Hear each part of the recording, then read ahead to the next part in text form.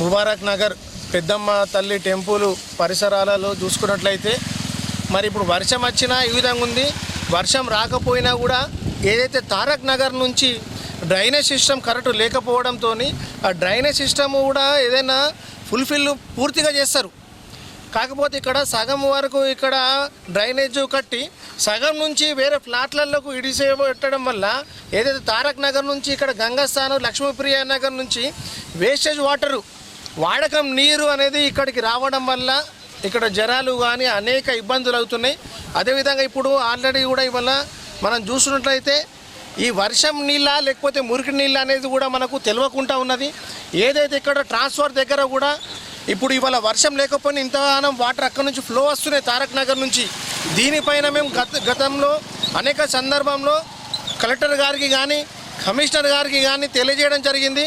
తెలియజేసిన సందర్భంలో అక్కడి నుంచి మున్సిపాలిటీ అధికారులు వచ్చి ఇది ఇంజనీర్ యొక్క సమస్య అని చెప్పి ఇంజనీర్ వారు వచ్చి ఈ యొక్క సమస్య పరిష్కరిస్తారని చెప్పారు. ఇప్పటి వరకు కూడా పరిష్కరించలేదు. ఈ యొక్క ఏదైతే సమస్య ఉందో తమ సమస్యగా భావించి మా యొక్క సమస్యను పరిష్కరించాలని చెప్పేసి మేము ముబారక్ నగర్ ఇది పెద్దమ్మ తల్లి టెంపుల్ వాసుల నుంచి మేము కోరుకుంటున్నాం.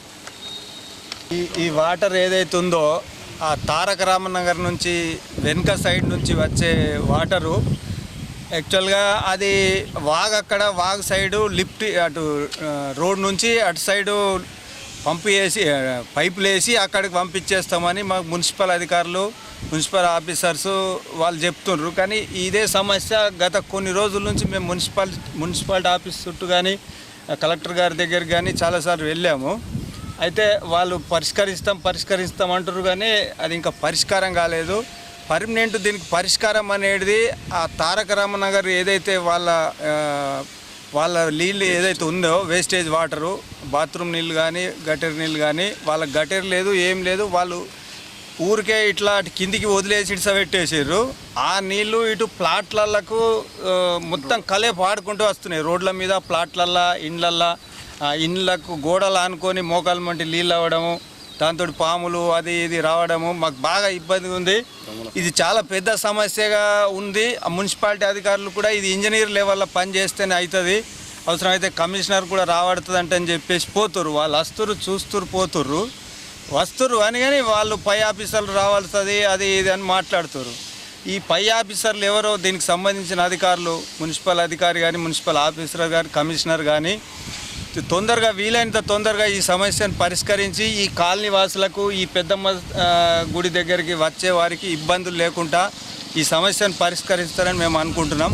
మరోసారి వాళ్ళకు ఈ మీడియా ద్వారా వాళ్ళకి ఈ విషయం తెలియడానికి మాట్లాడుతున్నాం.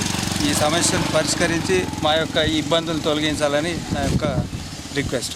మున్సిపల్ కమిషనర్కి పెద్దమ్మ తల్లి కాలనీ వాసులం అందరం కూడా తెలియజేయనిది ఏమనగా మాకు ఈ ఫ్లోరైడ్ వాటర్ కూడా ఇక్కడ చాలా ఈ మురికి వాటర్ వల్ల మాకు ఇంట్లోకి వచ్చే ఫ్లోరైడ్ వాటర్ పెరుగుతుంది.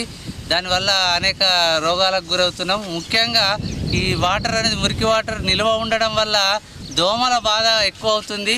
అదేవిధంగా చిన్న పిల్లలు ఇళ్ళలో ఉండడం వల్ల ఈ పాముల బెడద కూడా బాగా ఎక్కువ అవడం వల్ల ఇక్కడ రాత్రిపూట ప్రయాణ సౌకర్యం చాలా ఘోరంగా ఉంది. ఎందుకంటే ఎక్కడక్కడ రోడ్లపైన వాటర్ నిల్వ ఉండేసి అసలు ఎవరికి వెహికల్స్కి అసలు రోడ్డు కనబడడం లేదు.